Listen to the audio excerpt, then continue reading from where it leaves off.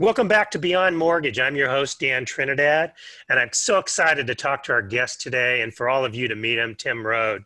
Tim's the founder and CEO of One Life Fully Lived, a nonprofit organization dedicated to helping the next generation become self-sufficient.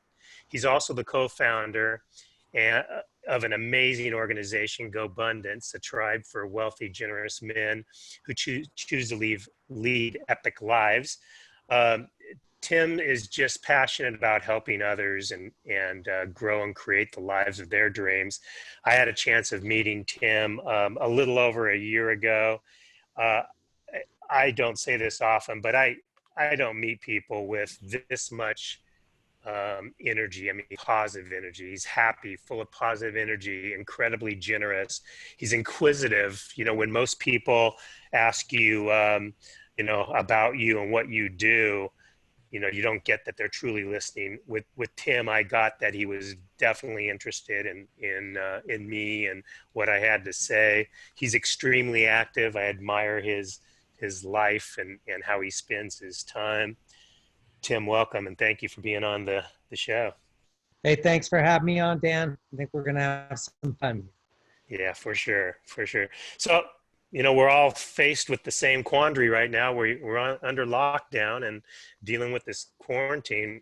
How are you doing? Well, I live way up in a rural part of Northern California, a little town called Portola, so I'm out in the middle of nowhere. And I don't post this on Facebook. It doesn't seem the thing to do, but like I'm sneaking out 2-3 days a week, climbing mountains and skiing them and making sure I'm out for walks with my wife daily. The only thing different in my life is I'm not traveling to events that I'm either a part of with Gobundance or One Life. And candidly, Dan, I'm loving it. Yeah, I hear you. It's cool. And that, when I first met you, I think that one of the first things we talked about was, your hiking, climbing, and skiing. And I think you were going to do Whitney or Shasta. I can't remember Shasta. Which one? Mount Shasta, climbed Shasta. it. Yeah. So you just commented that you're loving it. What are you loving? Well, first of all, let me correct that.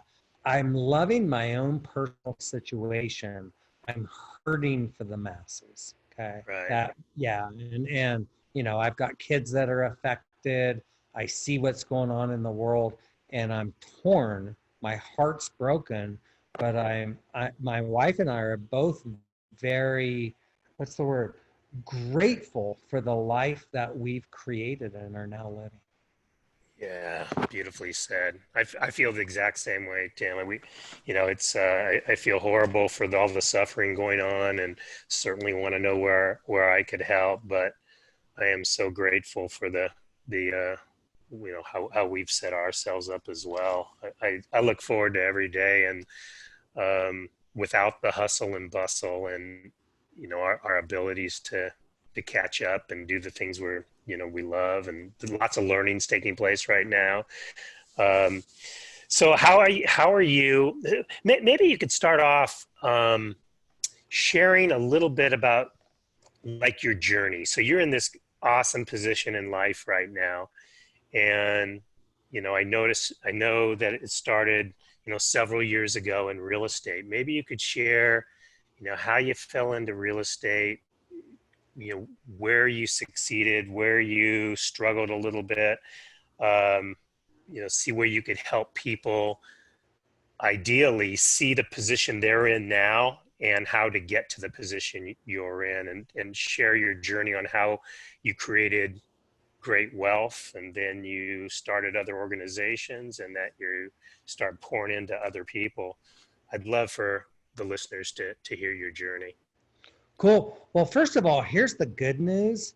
I'm one of the most simple minded people you'll meet. I barely graduated high school. I never went to college. At 25, I'm a part-time grocery clerk, not getting enough hours. So I'm going door to door, painting addresses on people's curbs to buy diapers for my 2 small kids. So I got off to a late start at life. And so then I found my niche selling real estate, and I loved it. And I just, when the key fits in the door and you're doing something you love to do, you're pretty good at it. So I sold a lot of real estate, and from 25 to 40, I sold about 2,500 homes. Here's what I did different from most is two things. One, I lived way within my means, and two, I was super aggressive buying real estate in and around the Central Valley of California. I lived in Manteca. Hmm. So I did a lot of things right. And candidly, it's all the things we teach in One Life Fully Lived, which I'd love to touch on later. Absolutely. So, well, so you started buying properties, and like how long did it take from getting in to where you felt like, man, I've got my arms around this. I'm seeing myself and the possibilities of generating wealth and passive income, and because at some point the life design started happening to get to a place where you're at today. Yeah, it was kind of like, I feel like it was almost like a tumbleweed of different incarnations. And so, I had really rough teen years, and went way sideways and pulled it all back in by being a parent, and becoming an adult. And then it was just a matter of, so I started around 25 selling. I could tell I was doing well. I started buying properties right away. By 30, I knew I was onto something, and I had a pattern pretty much set out, but I didn't have a dream of a whole nother life.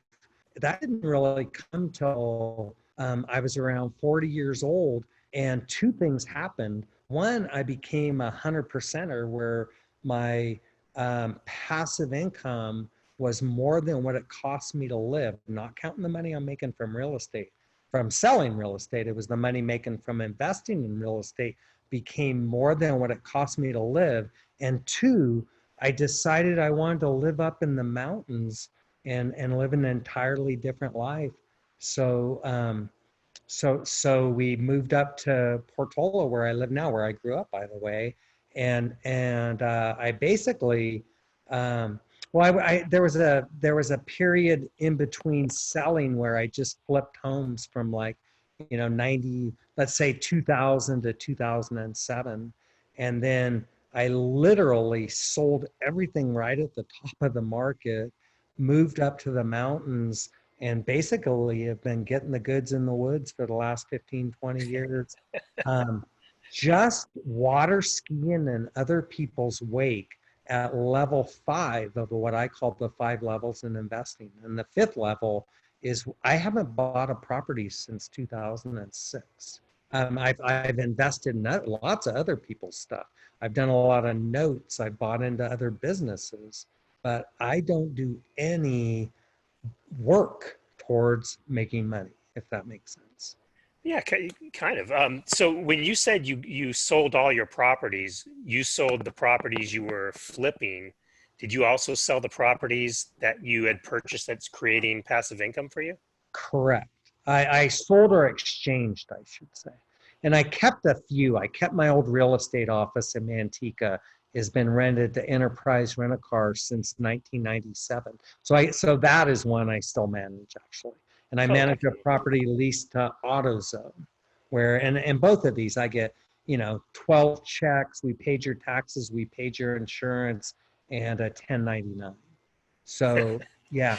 Um, Beautiful. yeah, and the rest of them, like I'm part of it, as an example, a syndicate called DAP, David, Andrew, Pat, and Tim, and we ride a horse named Andrew Cushman. Some of you may know, and he's bought, I think, 1,200 apartment units, and I'm a principal in that, so I get paid whenever we buy stuff, and I've invested in his, and Andrew does amazing.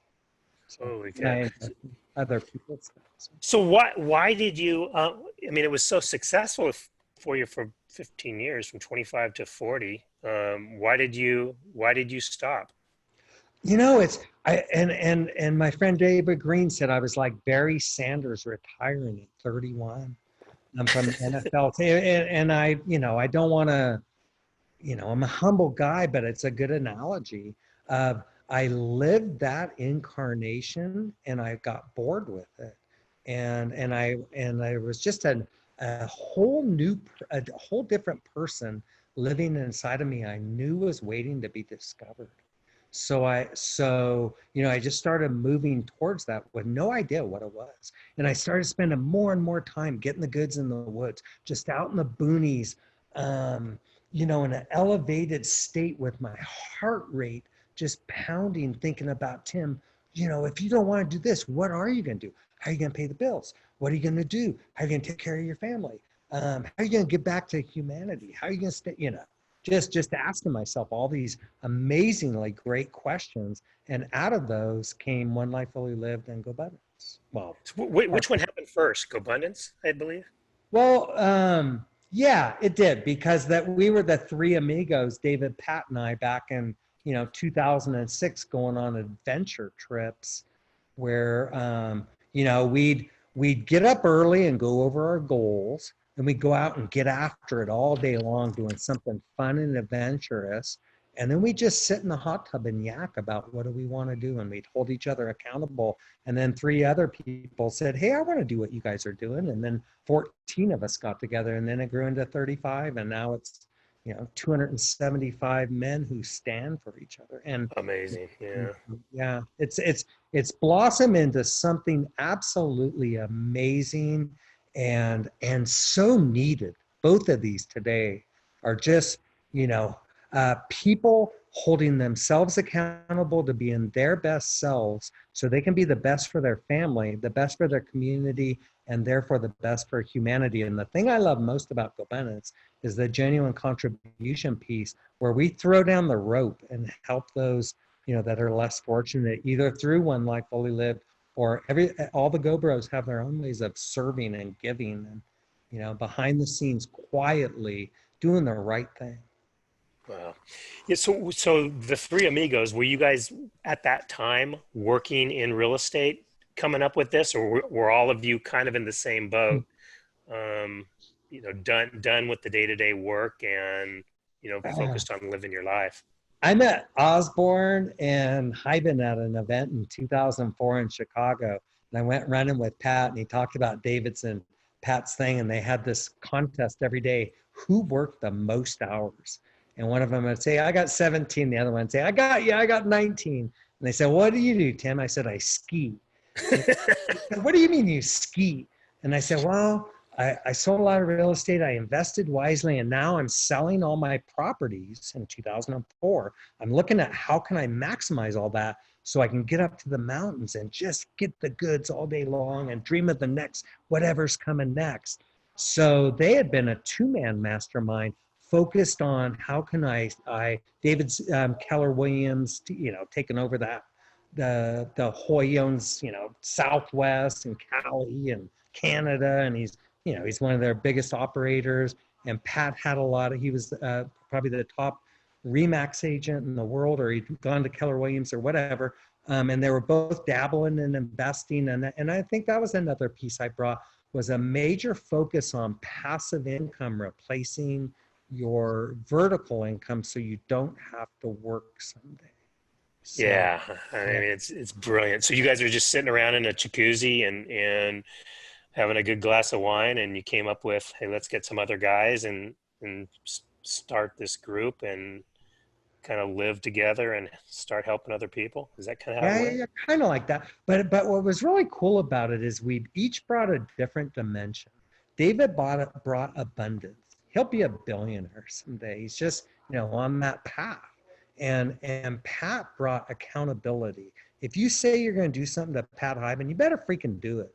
And I brought a adventure and the give back piece, the getting the goods and the give back. And we all brought relationships, by the way. We've always been about quality relationships. That's funny. I just thought of that. That's one thing all three of us are we're the patriarchs of our family. We're men of our word, But Yeah. the adventure, abundance, and accountability, those three things, each of us being so standing for that, is what made Gobundance have depth, So Oh, and those two things are critical for a good life. I mean, you can't have, really one without the other. I think I'm at the stage of life where and what I speak about is more about um, that adventure. I mean, Mm. and depending on who I'm talking to, our employees, I'm talking more about uh, accountability, but I'm starting to, I hate when I hear people talk about regret, Mm. because that to me, that's probably one of the saddest things that exists, is for somebody to not have been able to do something that they really wanted to do or they wish they did. So when you were going on this journey, did you have any regrets? No. Never looked back on anything behind me ever. I've never sold another house. I've never flipped another house. It was like these were chapters in a book. And by the way, I have regrets of things from my childhood. I wish I could take back. Sure. Right, Yeah, right. yeah. We all have regrets, but you got to come to peace and get to know your inner child. And I want to say one thing. Um, I have come to peace with who I am, and my faults and the mistakes I've made. And it's allowed me to go to a really cool place in life. You talked about my happiness, Dan. I consider myself 8 years old mentally. And listen to the traits you said. I'm curious. I'm playful. I'm full of life. An 8-year-old isn't cool yet. Around 12 or 13, you're too freaking cool and you're Hmm. too into yourself. And at eight, you get to see this world through curious, playful eyes. And I know you got to be an adult and I know you got to be responsible. And my actions speak to that. But my mindset is that of a child. And I just love hanging out Wow, wow. That's what an observation. That's really here. cool, Tim. Yeah. Seriously, very Well, cool. let's take it deeper. I used to be 12, but that's when my parents split up and it was a bad time. So I went down to 8, and then yeah. So yeah, you can tell I've had a lot of time to think about these things and how I want to show up. And that's why when you see me, I'm in a a peak state of curiosity, of listening, of all the things that, when we're feeling good about doing the things we need to do, we can bring to those around us and humanity in general because we're full. Hmm. Wow. So, how long after you got Gobundance going did you start One Life? Well, we actually hadn't, we were still the Three Amigos doing fun trips when I started One Life. And that was 2011, and Gobundance became an entity in 2013. So technically, Oh, I didn't know one that. Yeah, technically One Life started first. I had a conference in Portola, California with 92 people. We charged $20. We gave away free breakfast, free lunch, and 1,000 books for $20. Wow. That- And Christopher Lockhead was our keynote speaker. My little, yeah, it was amazing. So, Yeah. what drove you to start One Life? Because of my troubled teens, I was one of the most selfish 15-year-olds you'll ever meet, and a lost soul. You can tell how full I am now. I was empty then, and I just, it was the '70s. I was way off track. I had no tools, no skills, but a ton of talent. And imagine if there was a program for that 15-year-old to have a vision plan, finances, relationships, and wellness, and that holistic self. And they could learn those tools at 15 years old. Oh my goodness! Yeah, wow. I would have been on fire. It would have been so much easier, you know? It And would have been not easier because you don't want it to be easy, but there would have been a roadmap. Hey, there's a tool. And we created the One Life roadmap that is all about vision planning. Where am I going? What's my dream? What's my plan to get there? Finances, what's my ABCs? Earn more, watch what's coming in, and invest wisely. relationships with myself, who's my posse, who's my mentors, and wellness. How can I be healthy in my mind, body, and spirit? Don't you wish you would have had that roadmap at 15? Oh That's man, what yeah. we created. So, Wow. Wow. And when you say we, it was primarily you, right? I have an amazing team. I had a guy named Bryan Rocha. Bryan loves life Rocha, who used to go on Rotary missions all over the world and go to name the worst places in the world. He's been there and he's never seen any of the sites because he was too busy serving. So Rocha helped me start this in 2011. Through the help of Gobundance, One Life has grown steadily, organically, and now we have like a $500,000 a year budget, and we're able to get our roadmap teachings to schools, prisons, battered women, clean and sober, boys and girls club, big brothers, big sisters. We want to get this roadmap into hands of people all over the world. So that's my Wow. Well, yeah. so how can one get involved? Well, there's two things one could do. Go to onelifefullylive.org and either join our contributor club, and you can get coaching from amazing people like me and my friends David Osborne and people in those areas of vision planning, finances, relationships, and wellness. Anything you need, we have professional coaches. So we have 3 levels. So go to onelifefullylive.org, support for that. And we're also just coming out with a One Life certification course where you can learn our roadmap teachings and take our teachings into where you want to serve.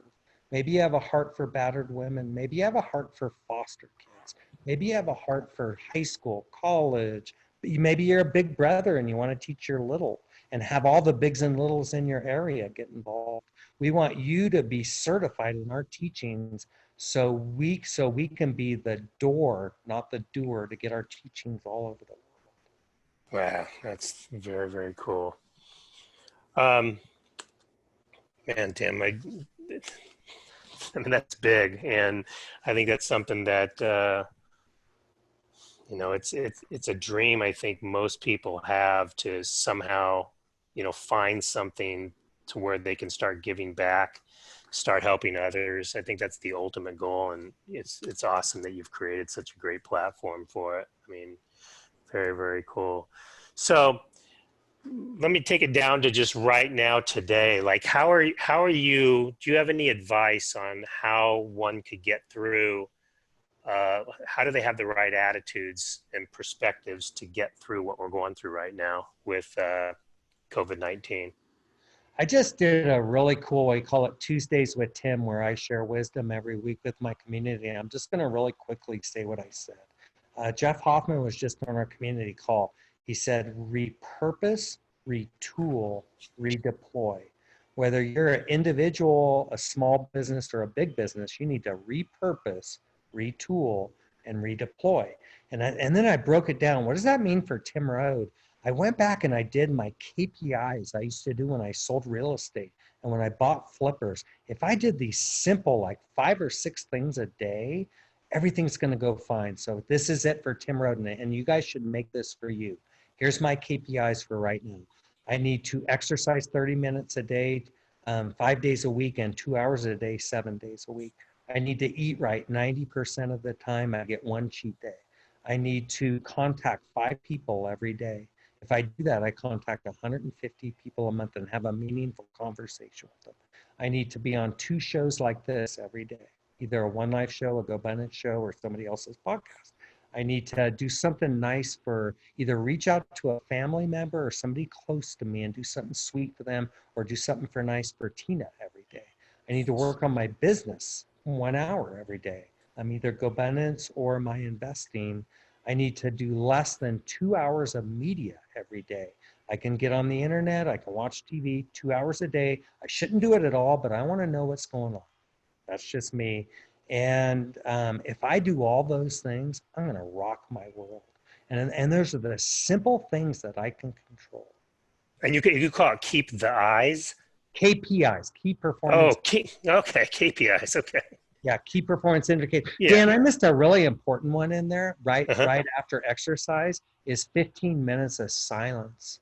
You know, some call it prayer, some call it meditation, but 15 minutes of just asking followed by journaling. I think that's a huge piece of all. So how do you go about doing that? Do you go outside in the woods and just Right now, and I just started this 2 days ago, by the way, this new habit, brand new, back to the basics.